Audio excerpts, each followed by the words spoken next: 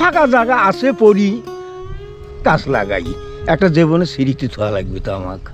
এই মানুষের জন্য লাগাচ্ছি, মানুষ জানি খায় একদিন নাম করে যে গাছটা কে লাগাচ্ছে, আমার কথা জানি বলে। আমার এটাই, এখন আমার বয়স হয়ে গেছি, আমি অসুস্থ, আগের মতন আর চলতে পারি না, তাও আমি গাছের দিকে একটা নজর রাখি, দিনে একবার আসি দেখি যাই, শরীর আমার খুবই ক্লান্ত। সুপ্রিয় দর্শক মণ্ডলী, আপনাদেরকে আজকে এমন এক সাদা মানুষের সঙ্গে পরিচয় করে দেব, অর্থাৎ সাদা মনের মানুষ, যিনি দীর্ঘ 15-20 বছর যাবৎ রাস্তার দুই ধারে হাজার হাজার গাছ লাগিয়েছেন শুধুমাত্র মানুষের জন্য।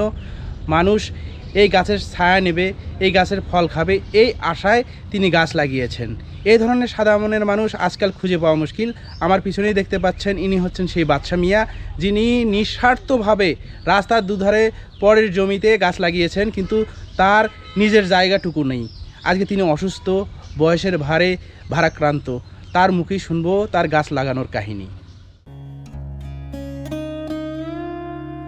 বাদশা মিয়া বাস্তব জীবনে বাদশা না হলেও মনের দিক দিয়ে তিনি বাদশা।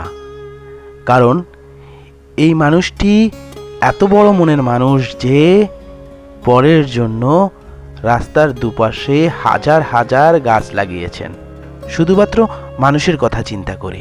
সেই গাছগুলোই এখন দেখতে পাচ্ছেন। এইভাবে রাস্তার দুপাশে তিনি 25 থেকে 30 হাজার গাছ লাগিয়েছেন সারা জীবনে। ভিডিও শেষে সেগুলো আপনাদেরকে দেখাবো। আশ্রয়স্থল বাড়িটুকু ছাড়া তার আর কিছু নেই। গাছ লাগান পরের জমিতেই। চলুন বাকি কথা তার মুখেই শোনা যাক। আসসালামু আলাইকুম। আচ্ছা চাচা, এই যে আপনি যে গাছ লাগিয়েছেন, কেন গাছ লাগিয়েছেন, কি কারণে? সরকার বলে গাছ লাগাও, দেশ বাঁচাও, নিজের তো জায়গা নেই, কোথায় গাড়ি আছে?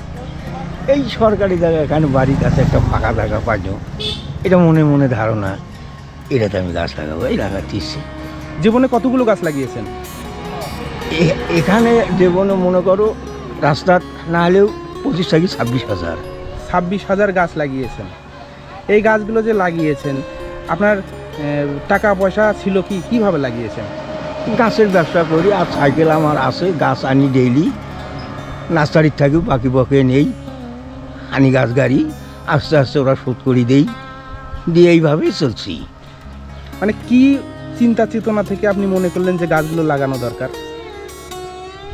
ফাঁকা জায়গা আছে পড়ি গাছ লাগাই, একটা জীবনে স্মৃতি থাকা লাগবে তো আমাকে। জায়গা নাই হিসেবে, পুষে করি না হিসেবে, তো একটা স্মৃতির দরকার আছে না।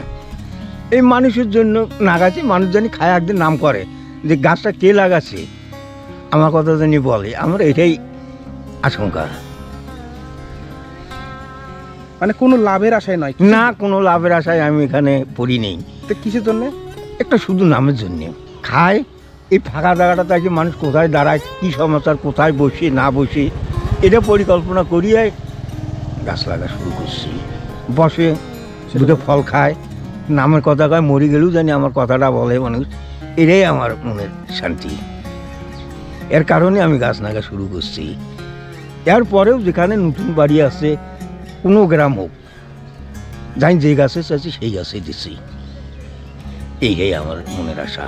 না, নিজের কোনো আমি স্বার্থ ভুলি এটা করিনি। কত কিলোমিটার গাছ লাগাছেন? মনে করেন এই আমতলা থাকি না হলেও 2-2.5 মাইল।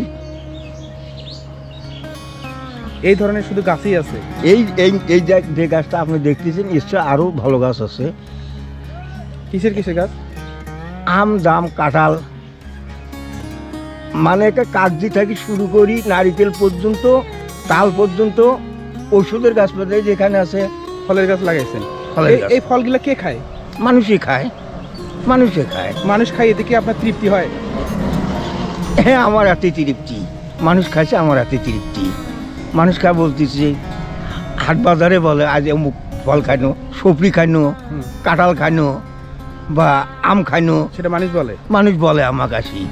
মানুষ অনেক আমোদ মনে করে, কেউ শান্তি মনে করে যে ইনকা ফল তো বাড়ি নিজেও না আগে খাওয়া পায় না, পরে গাছের একটা পারিবার যে শৈল পড়ে কত কাজে কেতন করা না কেন, ওখানে আর গেলে কাজে কেতন করা লাগে না, নিজের স্বার্থেই পারি নিয়ে দেয় খাতেছি। এরা মানুষ আমাকে বলে খাতিছে। নিঃস্বার্থ হবে, নিঃস্বার্থ হবে খাচ্ছি, শুধুমাত্র মানুষের জন্য, শুধু খালি মানুষের জন্য গাছ লাগিয়ে গেছে, গাছ লাগিয়ে যেতেছি। মানুষের জন্য ফল খায়, গাছের ছায়ায় বসে। বসে এটাই আমার। এখন আমার বয়স হয়ে গেছি, আমি অসুস্থ, আগের মতন আর চলতে পারি না। তাও আমি গাছের দিকে একটা নজর রাখি, দিনে একবার আসি দেখি যাই।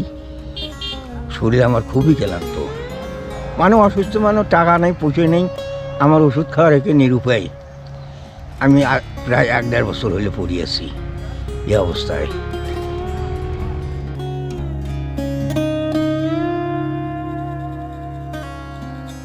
এই নিঃস্বার্থ মানুষটি শত কষ্টের মাঝেও পরের সুখে সুখী হন, আর পরের হাসি দেখলেই হাসেন। এই গাছপ্রেমী মানুষটি সারা জীবন গাছ লাগিয়ে অন্যের উপকার করে গেছেন।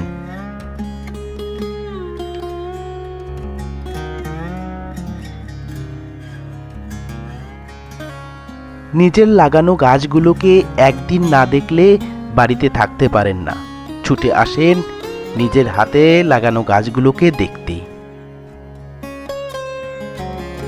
এরপর যাবার সময় আবার চেয়ে থাকেন সেই গাছগুলোর দিকে। এইভাবে এখন সারা দিন কাটে এই বাচ্চা মিয়ার। এখন অসুস্থ, ভারাক্রান্ত, আগের মতো আর হাঁটতে পারেন না, শ্বাসকষ্টে ভুগছেন, চিকিৎসা করার টাকা নেই।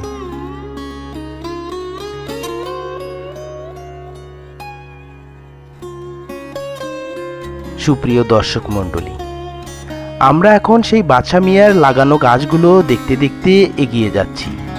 মাইলকে মাইল এইভাবেই তিনি গাছ লাগিয়েছেন।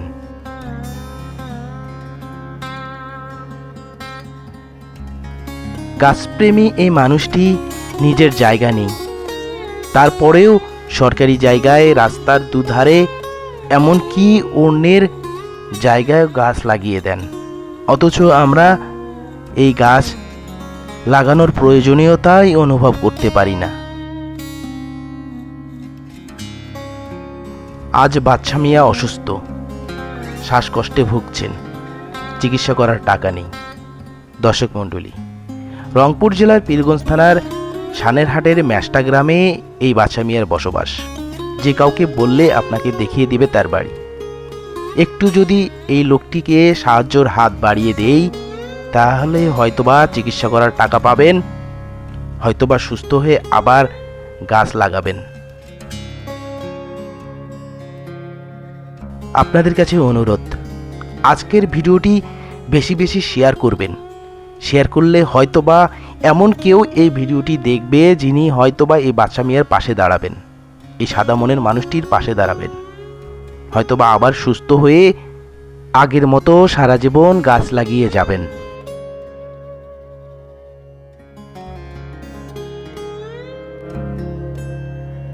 সুপ্রিয় দর্শক মণ্ডলী, এই বাচ্চা মিয়া সত্যিকারের বাচ্চা না হলেও মনের দিক দিয়ে তিনি একজন বাচ্চা। হাজার হাজার গাছ লাগিয়েছেন রাস্তার দুধারে, গাছ লাগিয়েছেন মানুষ যেন ছায়া নিতে পারে, ফল খেতে পারে। এই বাচ্চা মিয়ার জন্য আমরা অবশ্যই দোয়া করব। ভিডিওতে লাইক দিবেন, কমেন্ট করবেন, শেয়ার করে অন্যকে দেখার সুযোগ করে দেবেন। দেখা হবে নতুন কোনো ভিডিওতে। ভালো থাকবেন। আসসালামু আলাইকুম।